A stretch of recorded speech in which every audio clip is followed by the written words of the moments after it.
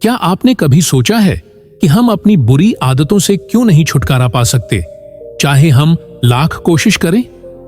हम जानबूझकर उस गंदी आदत में फंस जाते हैं जो हमारी सेहत और मानसिक शांति को नष्ट कर रही होती है। क्या आपको लगता है कि आप हमेशा अपनी आदतों से लड़कर थक चुके हैं? तो एक बार इस कहानी को ध्यान से सुनिए, जो एक युवक के जीवन को पूरी तरह बदल देती है। जब उसने गौतम बुद्ध से पूछा कि अपनी बुरी आदत को छोड़ने का तरीका क्या है, तो बुद्ध ने उसे एक ऐसा जवाब दिया जिसने न सिर्फ उसके जीवन को बल्कि उसकी सोच को भी बदल दिया। आप भी जानना चाहेंगे क्या था वह जवाब? यह कहानी बहुत पुरानी है।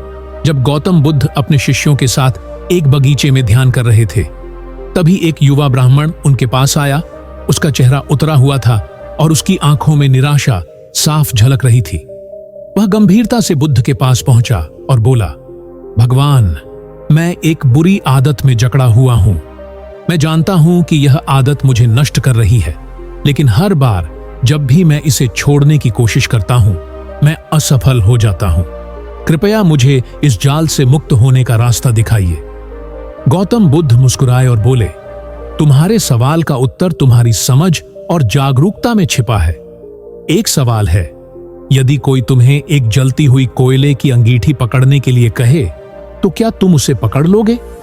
युवक चौंकते हुए बोला, नहीं भगवान, ऐसा करने से मेरे हाथ जल जाएंगे और मुझे बहुत दर्द होगा। बुद्ध ने गहरी दृष्टि से युवक की ओर देखा और फिर कहा, तो फिर तुम उस आदत को क्यों पकड़कर बैठे हो जो तुम्हारे शरीर और मन को जलाती जा रही है? युवक चुप हो गया।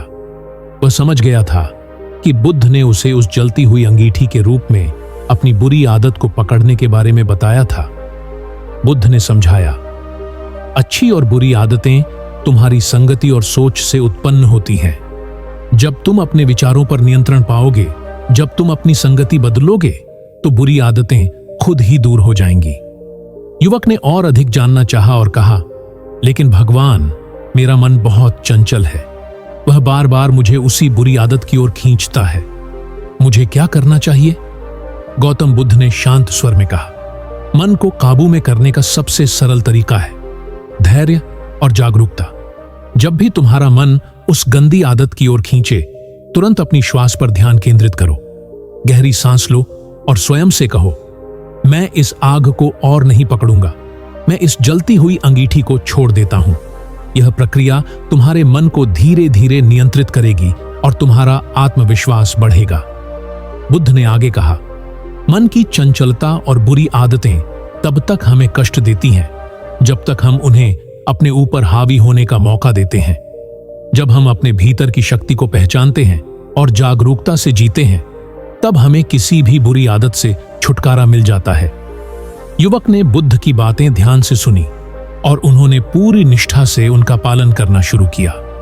शुरुआत में उसे कठिनाई महसूस हुई, लेकिन बुद्ध के उपदेशों को आत्मसात करते हुए वह धीरे धीरे अपनी आदतों से बाहर आता गया।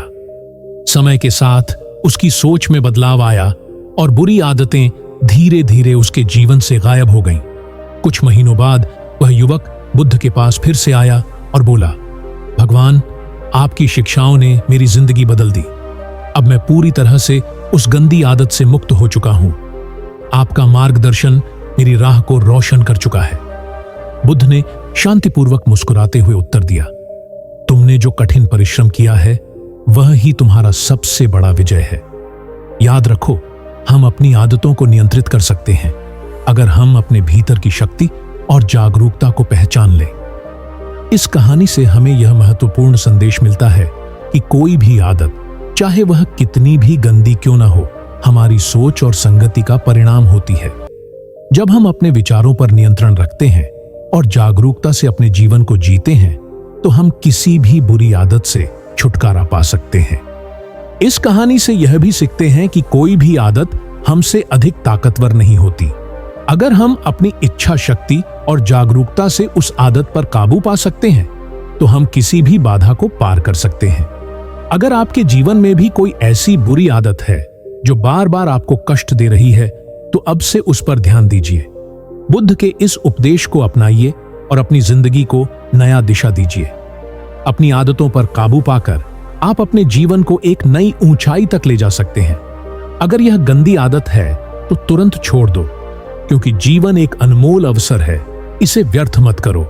अपने जीवन को शक्ति, आत्मविश्वास और शांति से भरपूर बनाइए।